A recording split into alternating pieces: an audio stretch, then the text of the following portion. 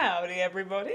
I've got some more Silo behind the scenes stuff today. So, this was a video that you guys recommended to me, I think when I was watching season 1, but you said don't watch this yet because it's got stuff from season 2 in it, so don't look at this right now.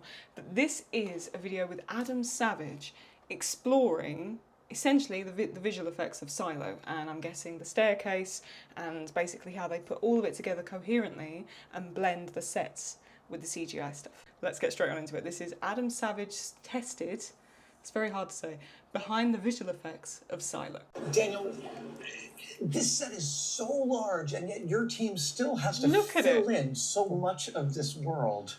You were saying off camera that repeating patterns present unique challenges for effects. Yes. Tell me about that. Even on this set, we had, when you look at it initially, you kind of go, oh, it's just a big set. But then you realize it's almost a mathematical problem. We have the bridge repeats every 120 degrees. Yeah. Then you go and you look at the pipes, and the pipes repeat only every 180 degrees because it needs to play its part as what the story is. Right. Then you start realizing that when you're seeing repeating patterns, you look down the silo, it becomes very quickly, it just reads like a very long pipe with a spoke kind of structure. Yeah. And you need to break it. You need to try and realize what I can do to still I see what he means there, so I'm just going to explain that just in case. So there's obviously the staircase that is repeating every 120 degrees, I believe is what he said there. Yeah, that looks roughly right. And then you have the pipes, or what I would call the walkways, which come off sort of at different angles. So I think, or what he means there is the pipes are coming off at 120 degrees, but you have the staircase, which is this continual sort of spiral going down the middle. So then you have to build the set for one level, so kind of the shift between two floors, and then be able to use VFX to bring that down or up, depending on where you are in the silo, is what I'm guessing he's talking about there, just to clarify. Kind of structure. Yeah. And you need to break it. You need to try and realize what I can do still retain that kind of scope of a city, and look like the way you look at Fifth Avenue and kind of go, I can recognize a city. What kind of triggers that in the horizon all the way up to close to where you're looking from. And it's just about the movement of the crowds, how to break the textures of the concrete, the lights, making it feel like it's not, we couldn't have neon lights everywhere and just put distance signs, so we had to play with our own lighting and just break all those patterns with textures. For example, our farms, as you go further back, we let them kind of bloom and kind of pollute the atmosphere of the silo and just kind of slightly feel like, the distant grow light is kind of a bit stronger and different colors and bringing magentas and cyans into the... Okay, so a lot of that would have been done with the CGI, because at the end of the other video I said, I would have loved to have seen the gardens and the farms, any of the agriculture or the green spaces. So it seems a lot of that was done with CGI, hence why there isn't actually a physical place to look at. And let's just look at that bit. Pollute the atmosphere of the silo and just kind of slightly feel like, the distant grow light is kind of a bit stronger and different colors and bringing magentas and cyans into the horizon, but not have them in the warm, close environment. Well, I've been walking through the sets here, and they're so immersive. They're so all-enveloping, and yet you were showing me the show reel, and you're still having to provide many times 100% of what's in the frame. Yes, it's we were obviously limited with how many variations of this world we can build, and when you start looking into it, we needed to create different. People need to constantly feel like they're moving up and down this place and feel different. Like you want to be able to almost allow the audience to localize themselves in the space. So a lot of times when we moved on the floor, we had to start bringing in our blue screen. As you can see, we have a lot of it. Yeah. But just to retain that scope, so we can have someone continuously walk from a floor and land on another floor without repeating the same set, without feeling that, it's just one set repeating itself. We wanted to constantly make sure that you feel like, it's a new location, or I'm familiar with that from the previous episode. I know exactly where I am, which is kind of an interesting play with how you make people that don't know the silo slowly get familiar with it and almost feel like by the end of the season they could very quickly go, that's upstairs. And you must end up with the same thing, like the silo must actually exist in your head. It's at some point we became the map keepers of the silo, because we look at the blue and we go, oh, if he looks this way, it's the wrong bridge. You need to rotate 120 degrees. The island from this bridge, when he looks 10 floors up, actually lands on the wrong bridge. So how do we turn him around to make sure he's looking at the right person and he's looking back? Because we had a lot of those contexts of continuity between our sets and what's happening above us. It's insane, or below. I think a lot of people think of special effects as kind of just a toolbox full of known tools, but I know that every shoot brings its own unique, specific... There's sections I couldn't even tell were CGI, actually. ...tools, but I know that every shoot brings its own unique, specific challenges. What has been some of the biggest challenges of bringing Silo to the screen? The main, I would say there's been quite a few that kind of require their own solutions. One of the things about this Silo is that there's no straight lines, which doesn't seem to strike you originally, but when you start dealing with crowd movements, it becomes a major things you need to solve. Because suddenly you go, oh, when someone walks down a set of stairs, spiral staircase introduces a completely different body language of what it is walking down the stairs. Because especially if they're on the inside or the outside. Exactly. Oh, right. So we mapped it kind of we had rules for the Silo, but when we break the rules, someone's running up, doesn't care about the rules of keep right or keep left. Right. So the stride of the stair became a major thing we had to solve how to capture. And we had to build our own set of stairs just for the motion captures to be able to have the correct physicality of if it takes 2 steps down each one of the steps, or the very narrow inner kind of stairs, and it creates a completely different angle for the shoulder, the way your eyeline looks when you're careful not to stumble down. And we had to build a whole texture of that. Then you have how the people step off the bridge or go on that small platform between the 2 different flights of stairs. All those movements had to be captured so that we are not limited by our crowd and that we can continually see people walking on the outer rotundas. So every curve suddenly changed the physicality of how we can capture our movement. And we had to crazy. It hadn't occurred to me. So did you end up parceling out? Because the stairs are getting wider, of course.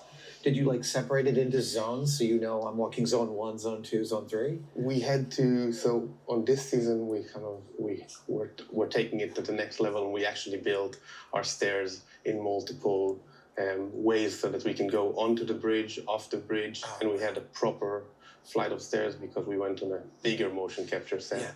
Last season, because of limitations of how you need to create the volume of motion capture, we created flight of stairs that are the different strides. So we just had the very narrow inner stride, the middle one, and the outer one, and had our stunt team kind of run up and down, walk. They had to, you realize that very quickly, some things feel forced and don't quite work. And so we had to rebuild our motion capture approach for the Silo.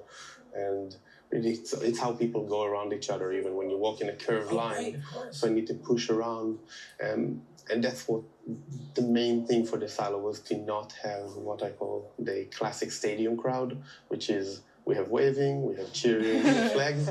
You wanted to not have the train station effect of people just walking back and forth. So we have a lot of stories. If you look in the back of our Silo, in some of the episodes, you can see a bunch of kids playing hide and seek, because we wanted to feel like a city. It's a place people live in, so it doesn't always have that movement. You have rush hour, early morning, high noon. Every time of day had a different approach, and then we had bespoke events. We had a race, we had a festival. People need to react. Someone is telling them, now we're singing, now we're... So all those things layered up on our crowd build. It became a major challenge for this for both seasons. And in season 2, you've got some underwater stuff. I'm curious what challenges are presented by effects underwater. The idea of closing the door and turning on a garden hose got rejected, so we had to build a way of approaching the Silo in a way that it's flooded. It's a new design in a way, and everything you think about a curved world suddenly becomes quite different. The water has its own lensing effect. So all of our round lines become So you're accommodating for the angle of refraction in water. Exactly. Wow. I hadn't even thought of that. One of the things when you do, someone said, "Oh, we do underwater." You kind of go, "That doesn't occur to me," and then you start thinking about it, and you start testing, and you go, "Oh, that is something we need to take into account for our camera tracking, right. for interaction of Juliet, yeah. and how she deals with it." So all those refractive elements are things that we need to deal with. We need to figure out, give it a look that is dirty, but find ways of. Our silo is very dark as well, so we need to play with what tells the story of a flashlight, rolling on windows. So we cleaned in our model, we created clean spots on windows so that you can catch your own reflection, just to make it a bit scarier and a bit more like a set. So I'm curious, given that you guys had to shut down for the strike, if during the time the strike was happening, did that give you time and perspective to think about what you were going to do when you came back to it? Did it give you a kind of different? Yes, it's the problem is when you sit when you sit at home and you think about what I would have done. Actually, we should do it differently. Who do you talk to about it? Right. Because everyone's on strike. So you sit at home and go, "That's a really good idea. I should remember that," and put it in your small notes and potentially come back to it. And we kept working on some elements. So we were lucky enough to have finished shooting part of season 2, so that really helped us. So you were able to actually continue. We could continue, and that actually gave us a lot of ideas on what can or should happen.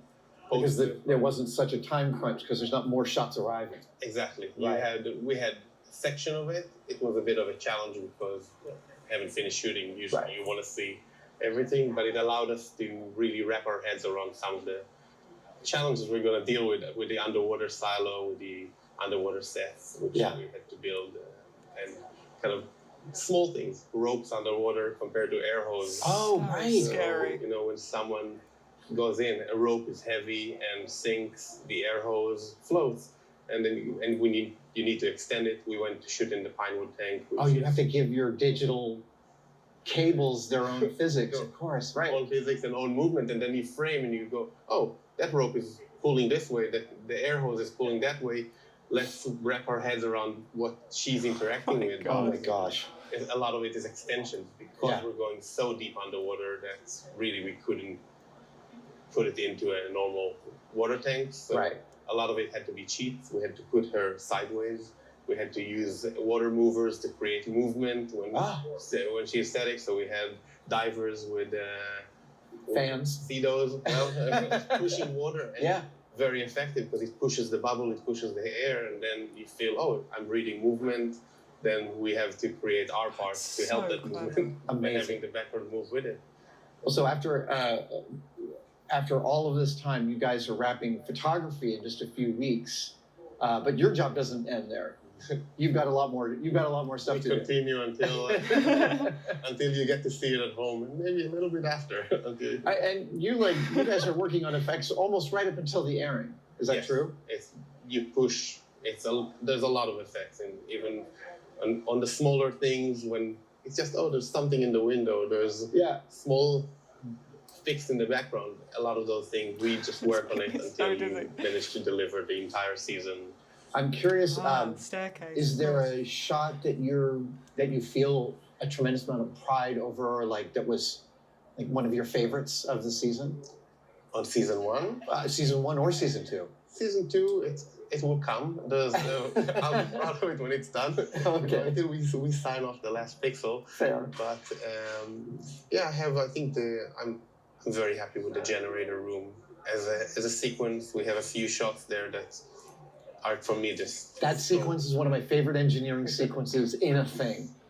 I was saying to you off camera, a lot of time engineering sequences are strain belief is a nice way to put it, and that one felt really grounded in the world.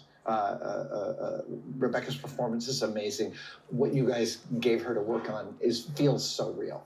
And it was very important to give her something to actually interact with. It's very easy to drift into, let's just put everything on blue because we're already doing so much blue. Right. But it was really about how do we connect, let her have something to work with, let all the cast be in the same place, and at the same time, because of the way the set was structured in height, it was actually split into 3 different sets. Right. So we had. Oh, wow. So a lot of shots you had to solve. How do we get someone to step out in one set and connect with Juliet, who's sitting at the top of a massive in a totally turbine, different room, which is a different set, right. which had to be done because of safety and height. And, yeah. We hit the ceiling at some point.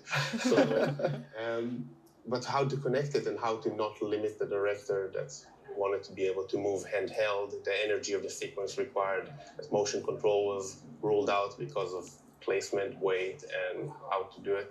So it became its own kind of challenge of how can we drive this sequence and make it feel very, very real. Yeah. And by just vibrations and modeling, there was a lot of animation work that went into making the space, even though it's a background, just you will see there's a lot of vibrations. We looked at a research paper that shoots machines and allows by motion analysis to see micro vibrations that are actually not visible to the naked eye. Yeah. And you can see that those things show you the bolts, and we took that into, maybe we should do it on our bolts. So you were adding vibrations that maybe I can't see, but I can feel? You can feel it. It just gives it motion, or it gives it textures that are just makes it a bit more real. You just tweak it. Is there a lot of pre-visualization in your process for this show? There was a certain amount for very challenging sequences that we knew we had to deal with, but surprisingly not, because a lot of it had to be figured out closer to the shoot as you were seeing how easy it is to move up those stairs, how quickly people move. Sometimes you plan, you go, I'll just do this shot and run directly into that shot, and then you realize, it will take a good 40 seconds to climb up those stairs that quickly, and how do I stitch those movements without also having everyone and their day completely shattered, which our grips going to be. I can only imagine. Running with those cameras up and down those stairs. Is there something you're particularly looking forward to between now and the end of production? A sequence you're excited to get your hands dirty with? Honestly, it's the sequence that's shooting behind us. The bridge and the IT. The bridge collapsing. There's something about that space and the way IT came to be from season 1 design, being just a door to, on this season we needed to build more and expand on it. And just the whole movement of this space suddenly in a very dark, new version of our silo. It's differently designed in terms of to sell the life that used to be in the silo. But that bit is the bomb from the finale, isn't it? That's where Pete Nichols blows up the staircase. So maybe he is secretly talking about that bit. Right. Maybe. But at the same time, we're quite different in lighting. Yeah. So that's another thing we have to. She's on the radio really to Bernard. Work with things that, when we did our first silo, it was all very bright. We had a whole light cycles on the ceiling. We built a light dome that can move throughout the day. We had a 24-hour cycle of light simulating sun movement. Oh, wow. But we were told at no point should that feel like a skylight. You shouldn't feel that you look up and you're seeing the sky. You should always feel that they're trapped under a mechanical sun. Wow. So we built a whole rig of mirrors and designed. The mirrors have their own micro movements, so it's constantly flipping like a clicker board on a train station, just moving and shifting. Yeah. Turn it on and off. But here it's broken. It doesn't exist. So that whole main light source is gone. Wow. We had to find those solutions of how to create that moonlight, but still have this element that lives above them. But now it's destroyed, so we're in a world that's a lot darker and a bit of a nice change in lighting, which gives a new face for our expansion. Well, it's been amazing walking around, seeing both the practical version of the world and seeing what you guys are doing with it digitally. It's really thrilling. Daniel, thank you very much. So much. I appreciate it. Thank you. Thanks so much to Apple TV Plus for having us on set. We had a blast. Silo Season 1 and 2 are now streaming on Apple TV Plus. I swear to God, I could sit and watch hours of this kind of stuff. I did not realise that most of the crowds were VFX. I didn't realise either. I sort of knew that some of it would be, but I didn't realise some of the actual clear crowds. I thought it'd be more really far down off in the distance or whatever. But even some on the closest level you can see where VFX is just awesome. So I know some people might find things like that boring or the pacing a bit slow. I could just sit and listen to someone talk about the behind the scenes stuff of making shows for hours. I could watch something 10 times the length of the show talking about how they made the show. Honestly, I just find it so fascinating. As always, thank you very much for watching. If you did enjoy this, do give it a thumbs up. I'll leave a link to Adam's channel. He does amazing videos about building lots of different things, from stuff like this with Silo to other shows and things linked to video games as well. So if you like that kind of stuff, I'll leave it linked below. Go check him out. Subscribe, put notifications on, that way you won't miss any more videos, and I'll see you very, very soon. Take care, don't go and get stuck in the silo, and I'll see you very soon. Bye bye.